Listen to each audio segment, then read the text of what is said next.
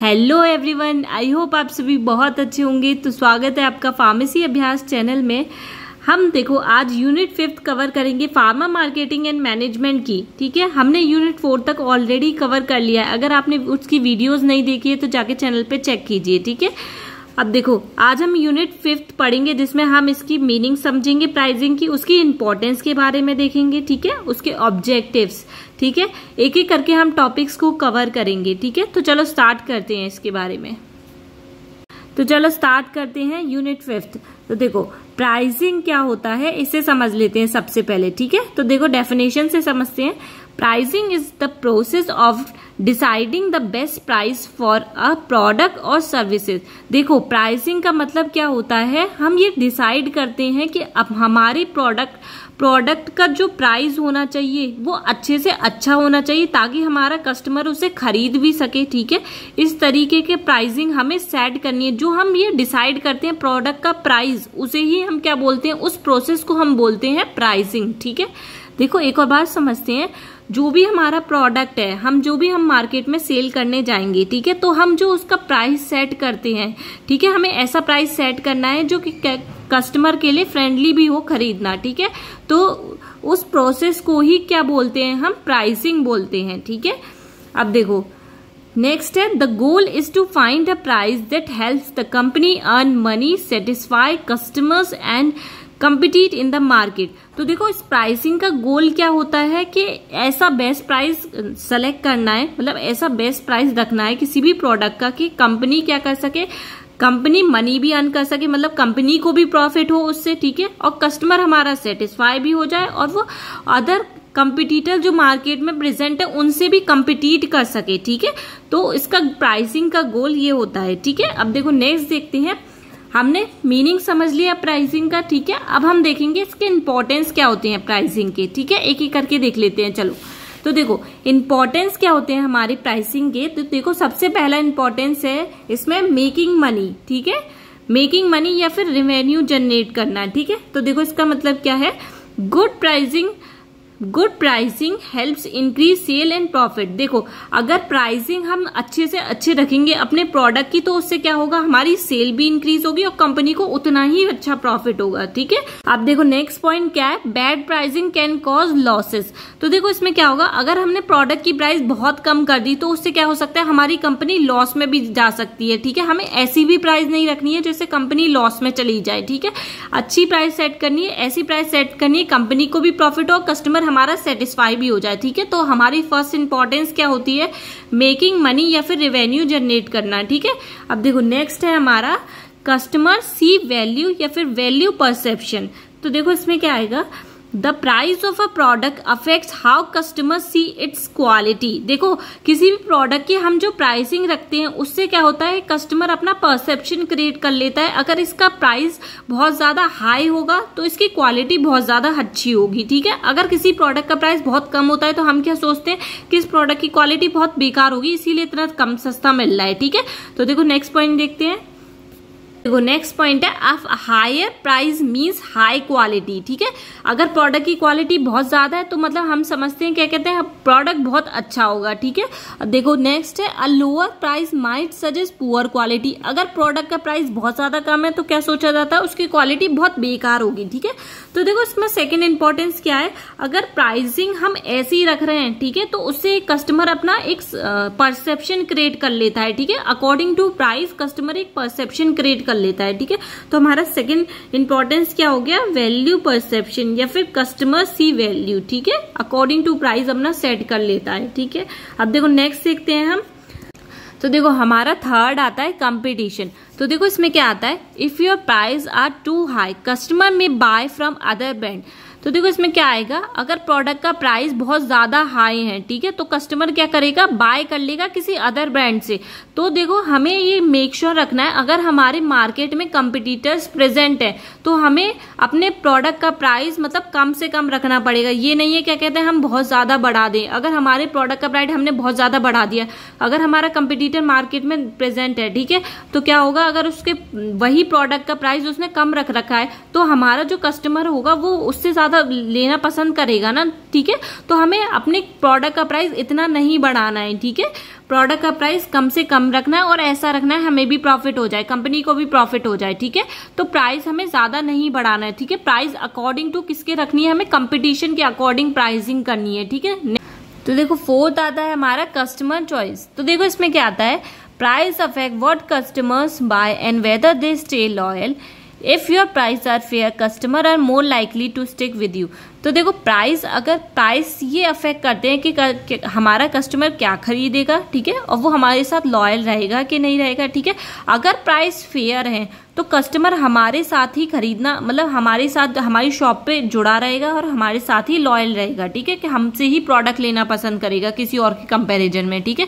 तो एक प्राइसिंग क्या करती है, कस्टमर की चॉइस पे भी डिपेंड करती है। अगर प्रोडक्ट का, अगर हम क्वालिटी वाइज प्रोडक्ट अच्छा दे रहे हैं, ठीक है, चाहे बेशक हमारे प्रोडक्ट का प्राइस हाई है, क्वालिटी हम अच्छा दे रहे हैं, तो कस्टमर हमसे ज्यादा प्रेफर करेगा किसी और के कंपैरिजन में, ठीक है। अगर वहां पे अगर उन्हें क्वालिटी नहीं मिल रही, प्रोडक्ट सस्ता मिल रहा है, तो वहां से वो खरीदना पसंद नहीं करेगा, ठीक है। क्वालिटी अच्छी मिलेगी चाहे बेशक महंगा हो, तो वो वहां से खरीदना पसंद करेगा, ठीक है।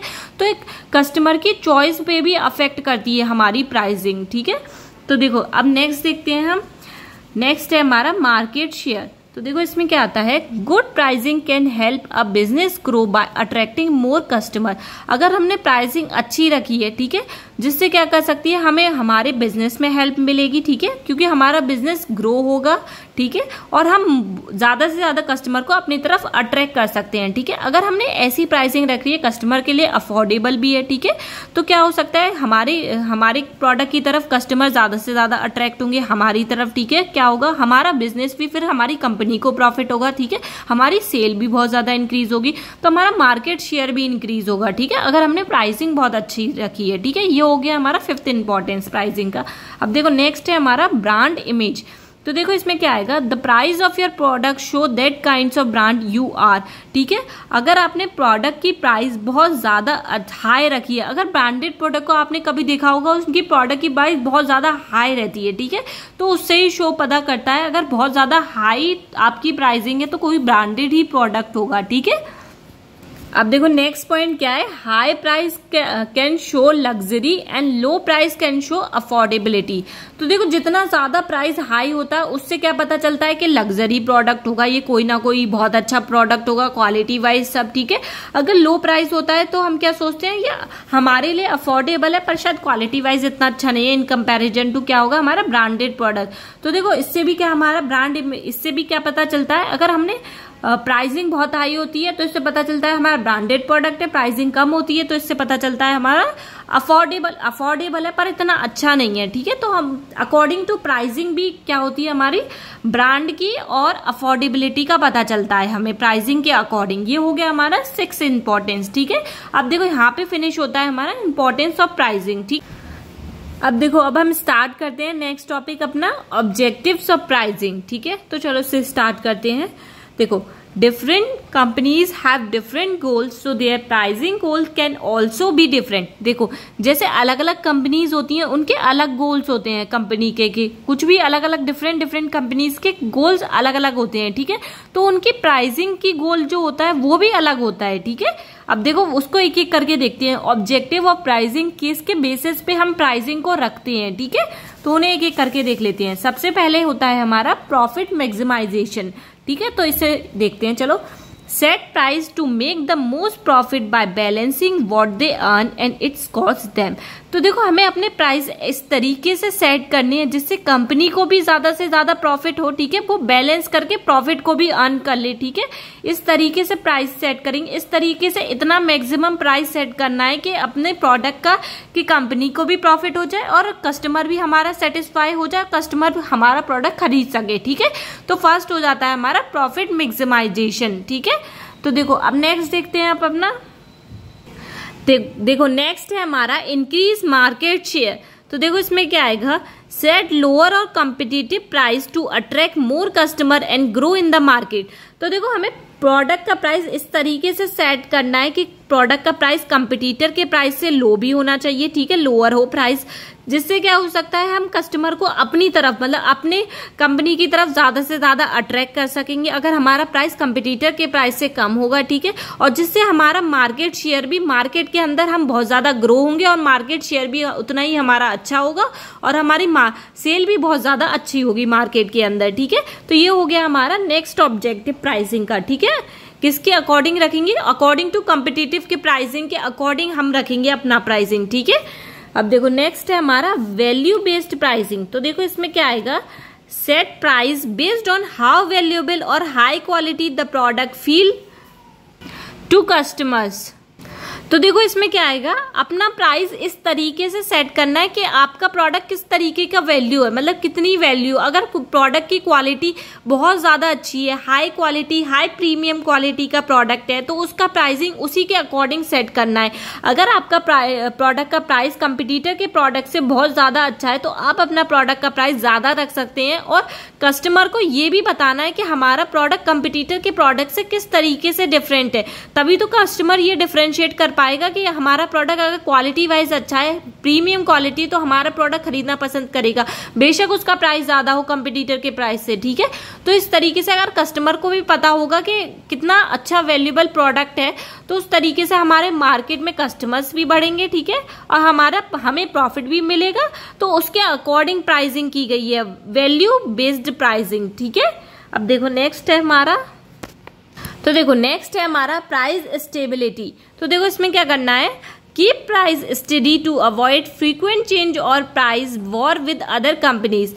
तो देखो इसमें क्या करना है कि हमें अपना प्राइस एक मतलब कि स्टेबल रखना है, कि हमें अपना प्राइस बार बार चेंज करते हुए नहीं रहना है, ठीक है। बार बार हम बदल रहे हैं प्राइस, जैसे कि हमारा कस्टमर आ रहा है तो हमने बहुत कम पैसों के अंदर, मतलब हमें प्रॉफिट भी नहीं हुआ, उसमें अपना प्रोडक्ट बेच दिया, चाहे बेशक हम पे बहुत ज्यादा कस्टमर्स आ रहे हैं, तो हमें ऐसे नहीं रखना है, ठीक है। अगर हम मार्केट से, जैसे अदर कंपनीज हैं, उससे कम में प्रोडक्ट देंगे, ठीक है, उनसे कम में प्रोडक्ट दे रहे हैं पर उनके बराबर क्वालिटी वाइज प्रोडक्ट है हमारा, तो क्या हो जाएगा, एक वॉर छिड़ जाएगी अदर कंपनी के प्रति कि तुम इतने सस्ते में क्यों दे रहे हो, तुम्हारा प्रोडक्ट हमारे प्रोडक्ट से सेम है, तुम क्यों इतने सस्ते में दे रहे हो। इस तरीके से एक वॉर क्रिएट हो जाएगी कंपनीज के बीच में, ठीक है।